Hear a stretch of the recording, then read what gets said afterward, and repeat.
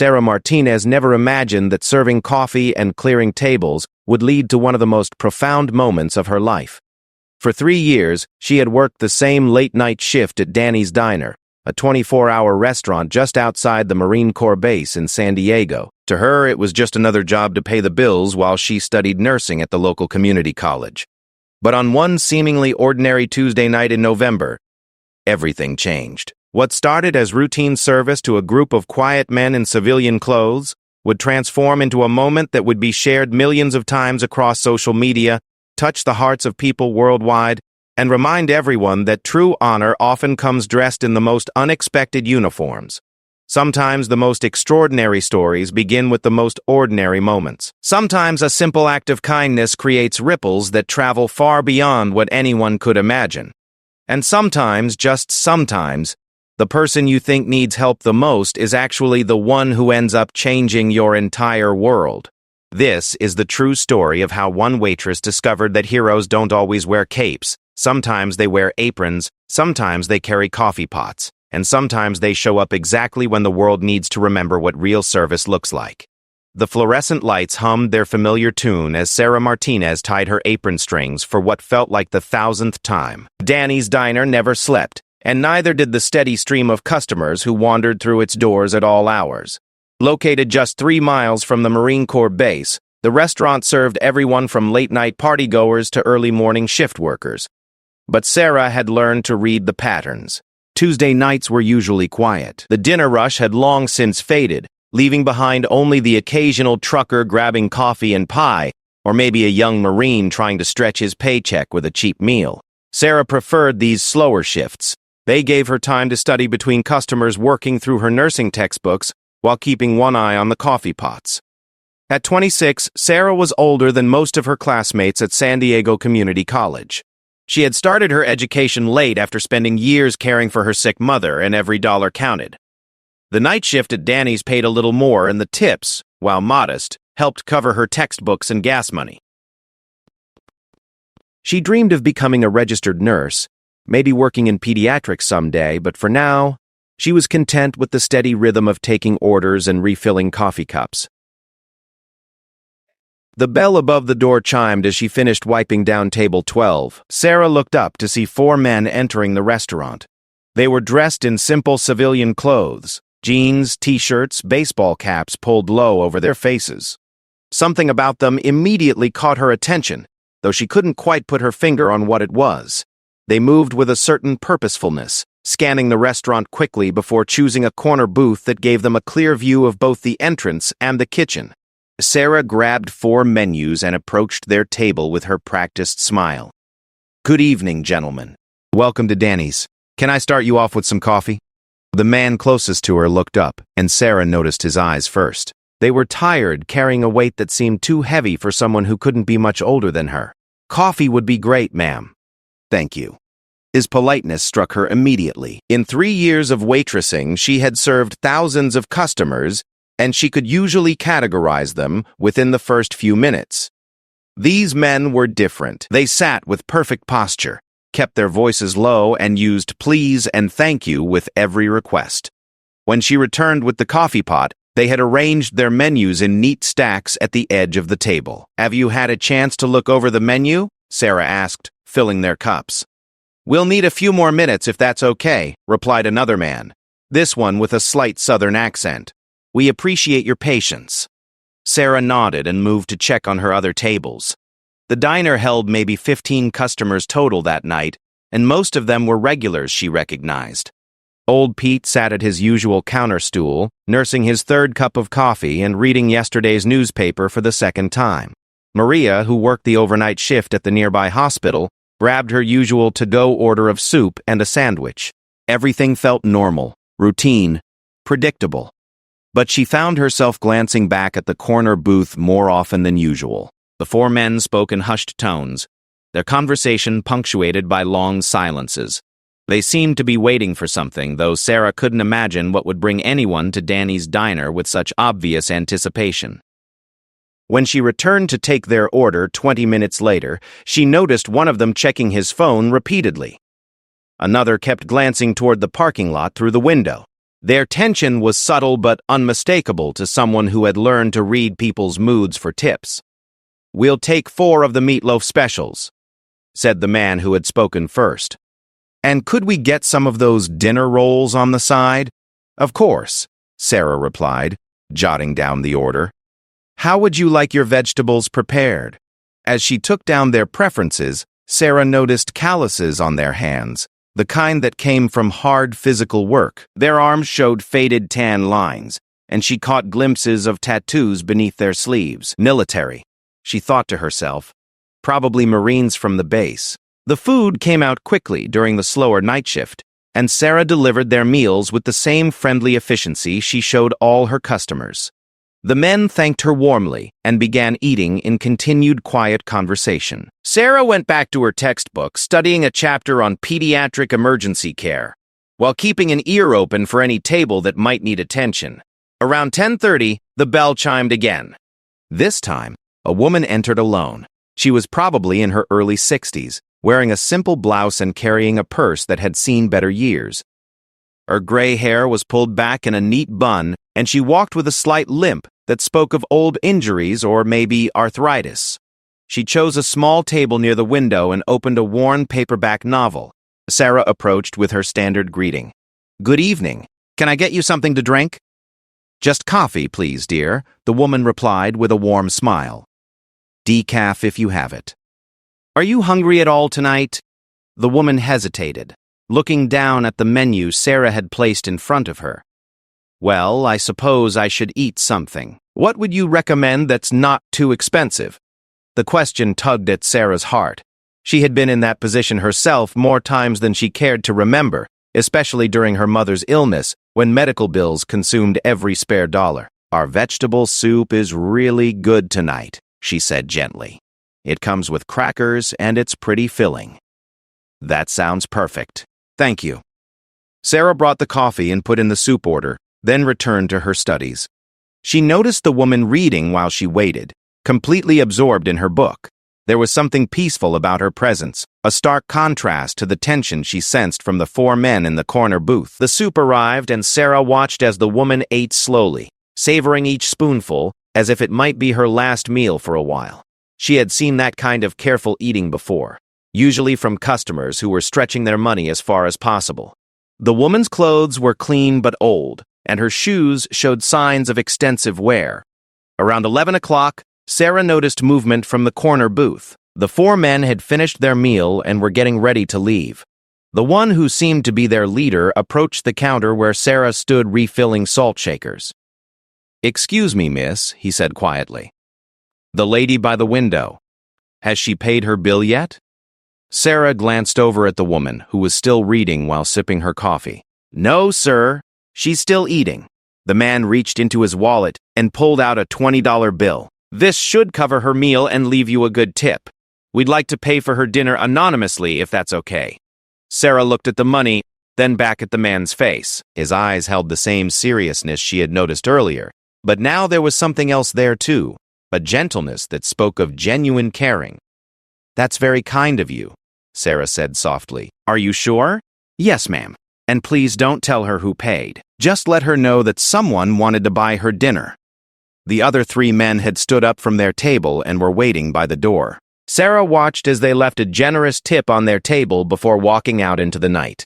Through the window, she could see them standing in the parking lot, but they weren't getting into any of the visible cars. Sarah walked over to clear their table, finding a $30 tip left on a $45 bill. These weren't just polite customers. They were genuinely good people. The kind who restored her faith in humanity during long shifts filled with rude or demanding guests. When the woman by the window finished her soup and asked for her check, Sarah delivered the good news. "Actually, your meal has been taken care of. Someone wanted to buy your dinner tonight." The woman's eyes widened in surprise. "Who?" "I don't understand. I can't tell you who it was, but they wanted to remain anonymous. They just wanted to do something nice for you." Tears began to form in the woman's eyes. I don't know what to say. This is so unexpected." She dabbed at her eyes with her napkin. "I've been having such a difficult time lately, and this kindness means more than you could possibly know." Sarah felt her own throat tighten with emotion. "I'll be sure to pass that message along if I see them again." The woman gathered her things slowly, still seeming stunned by the unexpected generosity. As she prepared to leave, she pressed a small folded piece of paper into Sarah's hand. "Could you give this to whoever paid? I know you said they wanted to remain anonymous, but I'd like them to know how much this meant to me." After the woman left, Sarah unfolded the note. In careful handwriting, it read, "Thank you for reminding me that there are still good people in this world. I lost my husband 6 months ago, and tonight I was feeling very alone. Your kindness has given me hope. God bless you." Sarah tucked the note into her apron pocket, hoping she would see the 4 men again so she could deliver it. The rest of her shift passed quietly, but she couldn't stop thinking about the simple act of generosity she had witnessed. In a world that often seemed filled with selfishness and cruelty, moments like these reminded her why she believed in the fundamental goodness of people. As she cleaned up at the end of her shift, Sarah reflected on the evening's events. She had served hundreds of customers who were polite and well-mannered, but something about those 4 men had been different. There was a quality about them that suggested they had seen things, experienced hardships that had shaped them into the kind of people who noticed when someone else was struggling. Sarah had no way of knowing that this quiet Tuesday night was just the beginning of something much larger. She had no idea that the 4 men in civilian clothes were members of one of the most elite military units in the world, or that they had chosen Danny's Diner for reasons that had nothing to do with the quality of the meatloaf special. She couldn't have imagined that within 48 hours, her name would be known by millions of people around the world, or that the simple act of serving coffee and taking orders would become part of a story that would redefine everything she thought she knew about courage, sacrifice, and what it truly means to serve others. For now, Sarah Martinez was just a nursing student who waitressed at night to pay her bills. Someone who had witnessed a small act of kindness and felt grateful to be part of it. She had no idea that her own actions during that quiet shift had been noticed, evaluated, and deemed worthy of recognition by people whose judgment in such matters carried the weight of life and death. As she drove home through the empty streets of San Diego, Sarah thought about the woman's note and wondered about the 4 men who had disappeared into the night. She hoped their kindness would be rewarded somehow, though she knew that people who performed anonymous good deeds rarely expected recognition. She fell asleep that night, thinking about the note in her apron pocket, and planning to frame it as a reminder that even small gestures could have profound impacts on people's lives. Sarah had always believed that nursing would allow her to help people in meaningful ways, but tonight had shown her that opportunities to make a difference were everywhere, even in the simple act of serving a cup of coffee with genuine care and attention. The alarm clock beside her bed would ring in 6 hours, and Sarah would begin another day of classes, studying, and preparing for the shift that night. She had no way of knowing that when she next walked through the doors of Danny's Diner, she would be walking into a moment that would change her life forever. Wednesday evening arrived with the same routine Sarah had followed for 3 years. She gathered her textbooks, tied her hair back, and drove through the familiar streets to Danny's Diner. The day shift was ending as she arrived, and Linda, the evening manager, briefed her on the usual details, which coffee machines were acting up, what specials were running low, and whether any difficult customers had caused problems earlier. "Pretty quiet day," Linda said, hanging up her apron. "Oh, and there's been a guy calling all afternoon asking what time our night shift starts. Didn't leave his name, just kept asking about staffing schedules. Probably nothing, but I thought you should know." Sarah nodded, not thinking much of it. Occasionally, reporters or marketing people would call asking about employee schedules for various reasons. She began her opening routine, checking that the coffee was fresh, ensuring the pie case was stocked, and setting up her section with the efficiency born of countless repetitions. The dinner crowd was typical for a Wednesday. A few families, some Marines from the base grabbing quick meals, and the usual collection of regulars who treated Danny's like their personal kitchen. Sarah moved through her duties with practiced ease, taking orders, delivering food, and making small talk with customers who had become familiar faces over the years. Around 8 o'clock, she noticed a man in a suit sitting alone at table 6. He had ordered only coffee and seemed more interested in observing the restaurant than eating. Sarah couldn't shake the feeling that he was watching her specifically, though she couldn't imagine why.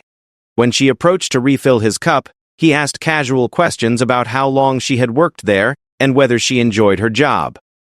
"It pays the bills," Sarah replied with her standard diplomatic answer. "Are you interested in ordering dinner, or would you like more time with the menu?" "Just coffee for now, thank you." The man smiled, but it didn't reach his eyes. "I'm actually a writer, working on a story about small businesses that serve military communities. Mind if I ask what you've noticed about the service members who come in here?" Sarah felt a slight chill. Something about the question seemed too personal, too probing for casual research. "They're good customers," she said carefully. "Polite, respectful. Is there something specific you're looking for?" Before the man could answer, the bell above the door chimed and Sarah's attention shifted to the new arrivals. Her breath caught in her throat as she recognized the 4 men from the night before. They were dressed similarly in civilian clothes, but this time they weren't alone. Behind them entered 8 more men, all carrying themselves with the same unmistakable bearing. Some were taller, others shorter, and their ages seemed to range from early 20s to perhaps 40. But they all shared an alertness that made Sarah think of coiled springs. They moved into the restaurant like a well-coordinated unit, quickly assessing the space and choosing tables that gave them clear sightlines to all entrances. The man at table 6 immediately stood up, leaving money on the table and heading for the door, without another word. Sarah watched him go, her instincts telling her that his sudden departure was connected to the arrival of the 12 men now settling into her section. The original 4 men she recognized took the same corner booth as the night before, while the others arranged themselves at nearby tables. Sarah grabbed menus and water glasses, her mind racing with questions about what could bring so many obviously military men to a small diner on a Wednesday night. "Good evening, gentlemen," she said, approaching the familiar corner booth first. "It's nice to see you again." The man who had paid for the woman's dinner the night before looked up with a slight smile. "Good evening, Sarah. Thank you for taking such good care of us yesterday." Sarah realized with surprise that he knew her name, though she couldn't remember introducing herself. Her name tag was visible, of course, but something about the way he said it suggested a familiarity that went beyond reading a plastic badge. "Can I start you with coffee?" she asked, trying to keep her voice steady despite the growing feeling that this was no ordinary dinner service. "That would be great." "And Sarah?" The man's voice was gentle but carried an undertone of authority that made her pay close attention. "We're going to have some more people joining us tonight. Would it be possible to reserve the back section of the restaurant for our group?" It was early in her shift and the restaurant was only about half full. I'd need to check with Linda, but she already left for the night.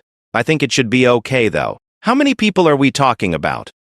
"Maybe 20 more," he said casually, as if requesting seating for a small army was perfectly normal. Sarah felt her eyebrows rise involuntarily. 20 more? I should probably call Linda and let her know. This is going to be quite a crowd for a Wednesday night. "Actually, we've already spoken with the owner," said another man at the table. "Everything's been arranged. We just wanted to make sure you were comfortable with the situation." The statement raised more questions than it answered, but Sarah nodded and went to get the coffee. As she moved around the restaurant, she noticed that the 12 men already present had positioned themselves with military precision. They sat facing different directions, ensuring complete coverage of the restaurant, and their quiet conversations had the coded quality of people accustomed to operating in hostile environments. Over the next hour, more men continued to arrive in small groups. They came through both the front and back entrances, some in civilian clothes, others in military uniforms that Sarah didn't immediately recognize. Each new arrival was greeted with subtle nods from those already present, and they took their seats in what was clearly a predetermined arrangement. Sarah found herself serving what was becoming a small convention of military personnel. They were unfailingly polite, ordering simple meals and thanking her profusely for every small service. But there was an undercurrent of anticipation in the air that made her increasingly nervous. These men were clearly here for a specific purpose, and that purpose somehow involved her workplace. Around 9:30, a distinguished older man entered through the front door. Sarah noticed that every person in the back section stood up as he walked in, a sign of respect that confirmed her suspicion that someone very important had just arrived. The man was probably in his late 50s, with silver hair and the kind of bearing that suggested a lifetime of command responsibilities. He made his way directly to Sarah, who was refilling coffee at one of the tables. "Excuse me, are you Sarah Martinez?" he asked in a voice that commanded attention without being loud. "Yes, sir," Sarah replied, suddenly feeling very conscious of her coffee-stained apron and tired appearance. "My name is Admiral Richardson. I wonder if we could have a word when you have a moment. Sarah's heart began beating faster as she realized that she was speaking with someone of extremely high rank. Of course, sir. Let me just finish with this table. As she completed her rounds, Sarah's mind raced through possible explanations for what was happening. Had she done something wrong? Was there some kind of security issue with the restaurant? Were these men here because of some threat she was unaware of? Admiral Richardson waited patiently at the counter while Sarah finished her immediate duties. When she approached him, he gestured toward an empty booth, away from the growing crowd of military personnel. Sarah, I want to start by thanking you for your service, he said as they sat down. My service? Sarah was confused. Sir, I'm not in the military. I'm just a waitress. The Admiral smiled, and for the first time since this strange evening had begun, Sarah saw genuine warmth in someone's eyes. Sarah, service comes in many forms. What you do here night after night, taking care of people who are often far from home and dealing with difficult circumstances. That's a form of service that doesn't get enough recognition. Sarah felt heat rising in her cheeks. I'm just doing my job, sir. No, you're doing much more than that. The Admiral leaned forward slightly. Sarah, the men you served last night aren't just Marines. They're Navy SEALs, part of one of our most elite units. They've just returned from a deployment that lasted 8 months, during which they conducted operations that I can't discuss with you, but which potentially saved thousands of lives. Sarah's breath caught. Navy SEALs. She had heard about them, of course, but had never imagined she might actually meet any, much less serve them coffee and meatloaf. When they came in last night, the Admiral continued, they weren't just grabbing a meal. They were observing you. They had heard about this place from other service members. Heard about a waitress who treated everyone with genuine care and respect, who paid attention to details, and who seemed to understand that sometimes people need more than just food. Sarah's mind flashed back to the previous night, remembering the woman who had seemed so grateful for the unexpected kindness. They were testing me? In a way, yes. But not in the way you might think. Sarah, these men have just spent 8 months in situations where trusting the wrong person could mean death. They've learned to evaluate people quickly and accurately. When they saw how you treated that elderly woman last night, when they saw your genuine concern for a stranger who was obviously struggling, they knew they had found someone special. The Admiral paused, allowing his words to sink in. Around them, the conversations in the restaurant had grown quieter, as if everyone was waiting for something. Sarah, what I'm about to tell you might be hard to believe, but every person in this restaurant tonight has served in special operations. SEALs, Rangers, Special Forces, Marine Force Recon, Air Force Pararescue. We represent some of the most elite units in the American military. And we're all here because of you. Sarah felt the room spinning slightly. Because of me? I don't understand. 6 months ago, we lost someone very important to our community. Master Chief William Thompson was killed in action during a mission that saved 34 civilians from a terrorist attack.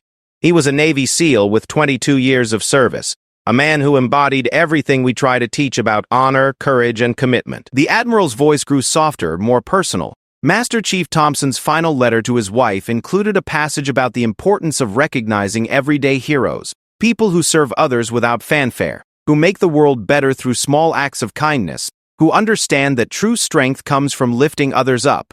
Sarah felt tears beginning to form in her eyes, though she wasn't entirely sure why.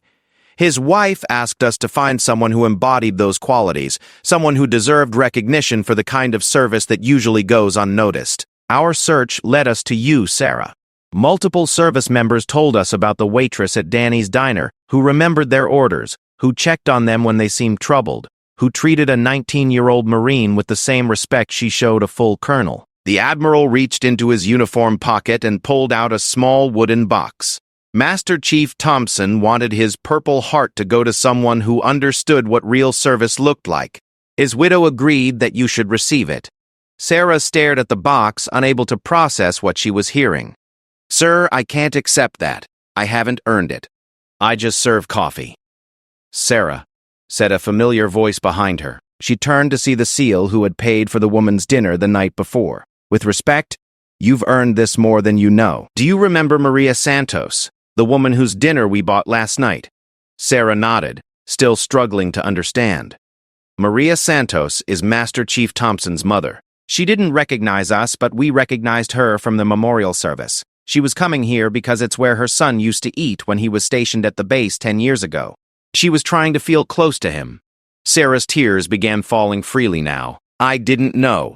That's exactly the point, the SEAL continued. You didn't know who she was, but you treated her with kindness anyway. You noticed that she was struggling, and you went out of your way to make sure she felt welcome. That's what Master Chief Thompson wrote about.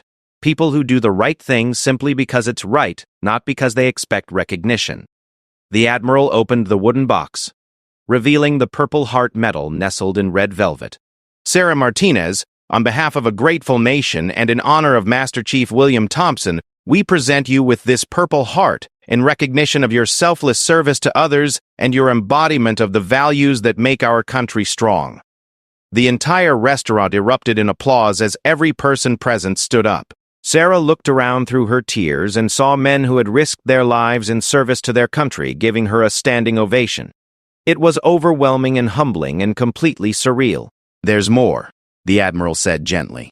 Master Chief Thompson's widow wanted to establish a scholarship in his name, and she's chosen you as the first recipient.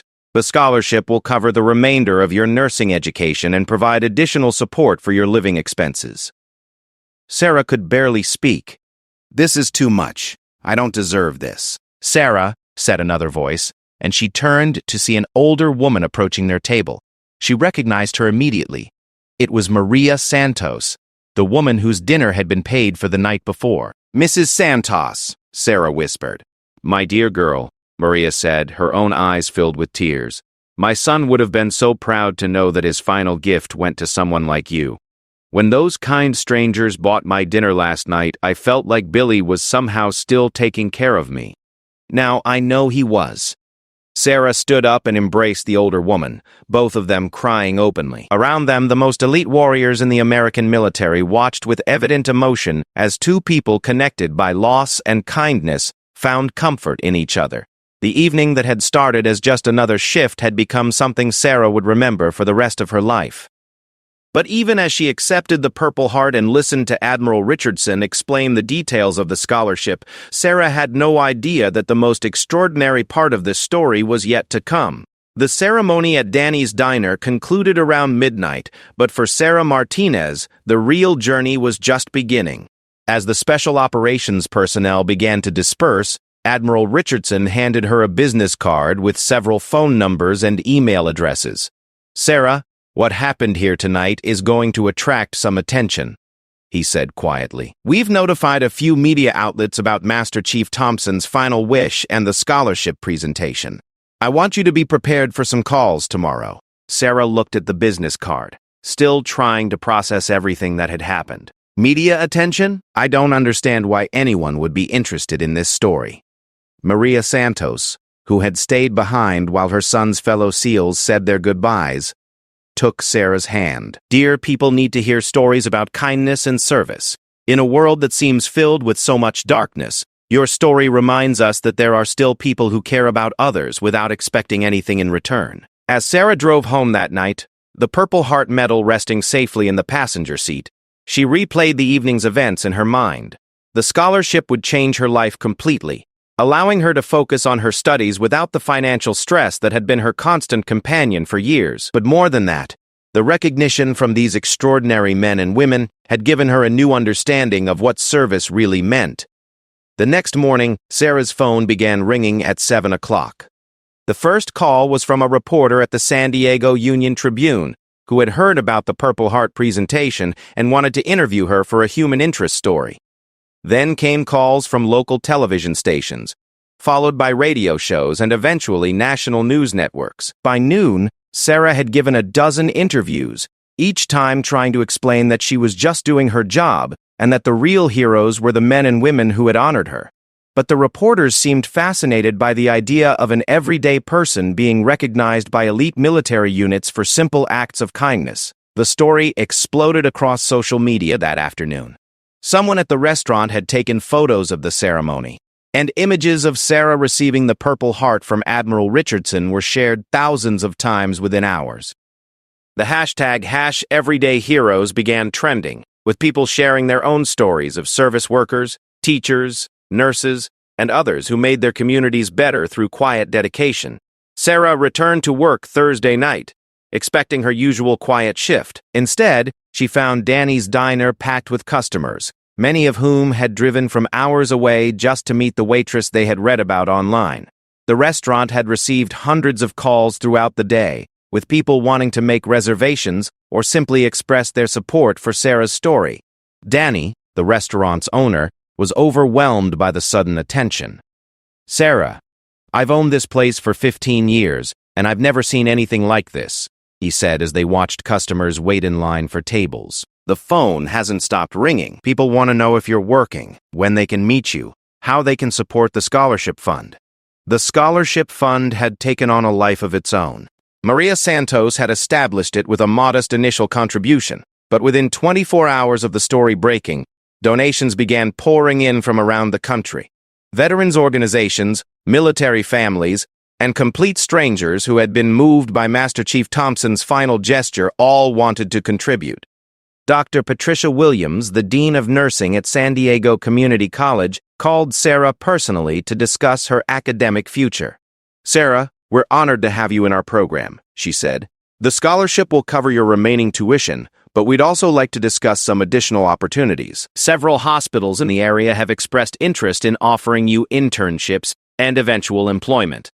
As the weeks passed, Sarah found herself navigating a completely new reality. The story continued to gain momentum, eventually being featured on national news programs and even international media outlets. Documentary filmmakers reached out, wanting to tell the broader story of Master Chief Thompson's life and service. Authors proposed book deals, and movie producers inquired about film rights. Through it all, Sarah remained focused on her original goals. She continued working at Danny's Diner, though the restaurant had to hire additional staff to handle the increased business. She maintained her studies, finding that the financial security provided by the scholarship allowed her to absorb the material more deeply without the constant worry about how she would pay for the next semester. Most importantly, Sarah stayed in close contact with Maria Santos, who had become like a second mother to her. They met for coffee every Sunday, sharing stories about their lives and keeping Master Chief Thompson's memory alive through their friendship. "You know, Sarah," Maria said during one of their weekly visits, "Billy always believed that the best way to honor fallen heroes was to live a life worthy of their sacrifice. I think he would be amazed to see how his final gesture has inspired so many people." The scholarship fund had grown to over $2 million within 6 months, allowing it to support dozens of students pursuing careers in nursing, teaching, emergency services, and other fields focused on helping others. Universities across the country began establishing their own Everyday Heroes programs, recognizing students who demonstrated exceptional commitment to service. Sarah graduated from nursing school 18 months later, finishing at the top of her class. The ceremony was attended by many of the same special operations personnel who had honored her at Danny's Diner, including several SEALs from Master Chief Thompson's original unit who had become her mentors and friends. She accepted a position in the pediatric intensive care unit at San Diego Children's Hospital, fulfilling her dream of working with sick children. On her first day, Sarah wore a small pin on her uniform, a miniature Purple Heart that Maria Santos had given her as a reminder that service comes in many forms. Dr. Ward made the truth options.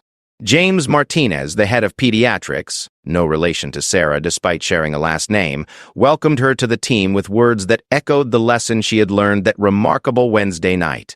"Sarah, what we do here isn't glamorous, and it rarely gets the recognition it deserves. But every day we have the opportunity to make a difference in people's lives during their most vulnerable moments. That's a privilege that should never be taken lightly." Sarah's story continued to inspire people years later. Danny's Diner became a pilgrimage site of sorts for veterans and their families, who would stop by to meet Sarah when she occasionally filled in during nursing school breaks and holidays. The restaurant walls were decorated with photos from the Purple Heart ceremony and letters from people around the world who had been moved by the story. The most significant long-term impact came from the cultural shift the story seemed to represent.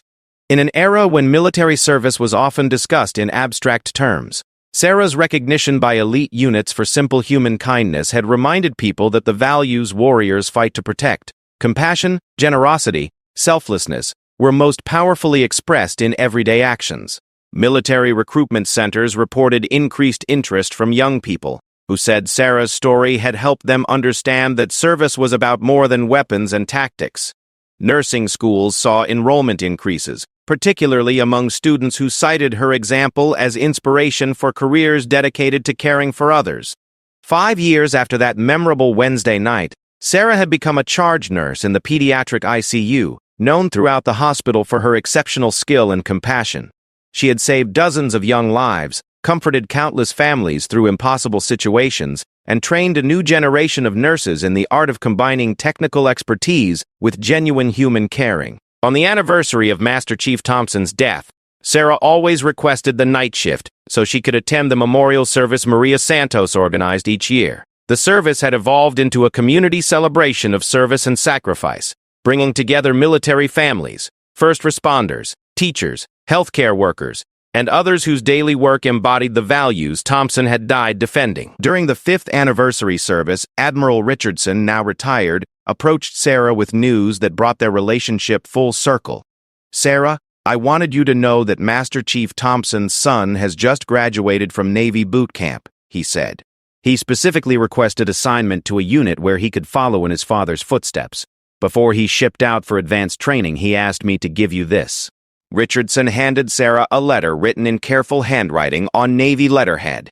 It read, "Dear Miss Martinez, my name is Michael Thompson, and my father was Master Chief William Thompson. I was 16 when he died, and I thought my world had ended. But 5 years ago, when I saw how his final letter had led to your recognition and everything that followed, I understood what he had been trying to teach me about real strength and honor. Your example, the way you've used this attention to help others, the way you've stayed true to your original dreams while inspiring countless people, showed me what it means to serve with purpose.